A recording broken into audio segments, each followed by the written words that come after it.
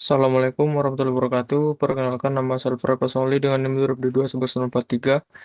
Jadi pada kesempatan kali ini saya akan menjelaskan tugas dari sistem kontrol digital dan optimal, yaitu di mana kita di sini membuat resume mengenai closed loop dan open loop dalam sistem kontrol digital dan optimal. Dalam sistem kontrol digital dan optimal, terdapat dua jenis sistem utama yang sedang kita gunakan, yaitu sistem open loop dan closed loop.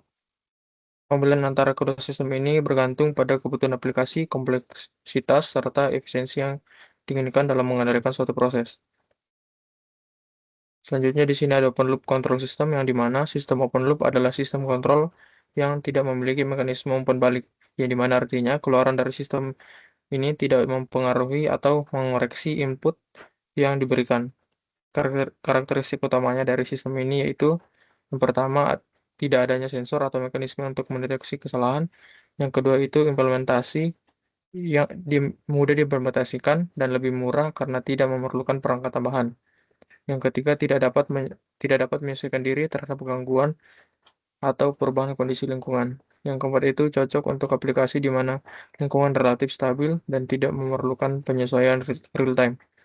Contoh dari open loop itu sendiri terdapat tiga yang saya dapatkan yaitu pertama pemanas air listrik tanpa termostat, yang kedua itu mesin cuci yang beroperasi berdasarkan waktu yang telah ditentukan, yang ketiga itu penyiraman otomatis berbasis timer.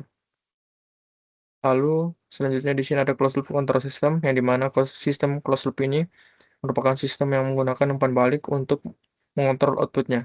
Dengan adanya mekanisme umpan balik, sistem ini dapat mendeteksi kesalahan dan melakukan koreksi secara otomatis.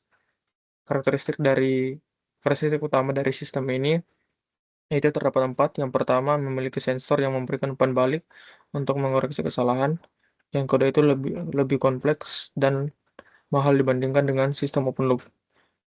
Yang ketiga itu yaitu lebih akurat dan mampu beradaptasi terhadap perubahan lingkungan atau gangguan eksternal. Yang keempat itu cocok untuk aplikasi yang memerlukan kontrol presisi dan stabilitas tinggi. Contoh closed loop sendiri yaitu AC dengan termostat otomatis. Yang kedua itu mobil dengan sistem cruise control. Yang ketiga itu adalah robot cerdas yang dapat menyesuaikan gerakan berdasarkan sensor lingkungan. Lalu di sini terdapat tabel perbandingan antara open loop dan closed loop. Aspek yang pertama itu ada umpan balik, pada open loop itu tidak ada dan closed loop ada. Lalu kompleksitas pada open loop itu sederhana, sedangkan pada closed loop itu lebih kompleks. Sedangkan selanjutnya itu akurasi, pada open loop itu rendah, pada closed loop tinggi. Lalu pada biayanya itu pada open loop itu dia relatif murah, sedangkan pada closed loop itu dia lebih mahal. Pada adaptasi terhadap gangguan, open loop itu tidak ada, sedangkan closed loop itu ada. Jadi kesimpulannya di sini adalah pemilihan antara sistem open loop dan closed loop tergantung pada kebutuhan aplikasi. Jika sistem memerlukan akurasi tinggi dan adaptasi terhadap perubahan lingkungan, maka closed loop lebih disarankan. Namun jika kesederhanaan dan biaya rendah menjadi prioritas, maka open loop dapat menjadi pilihan yang lebih baik. Dalam perkembangan teknologi modern, sistem closed loop lebih banyak digunakan dalam kontrol digital dan optimal untuk meningkatkan efisiensi serta ketepatan suatu sistem.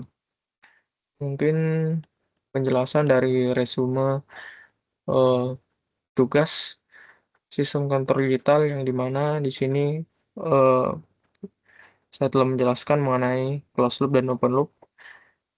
Mungkin sekian, jika ada salah kata mohon dimaafkan.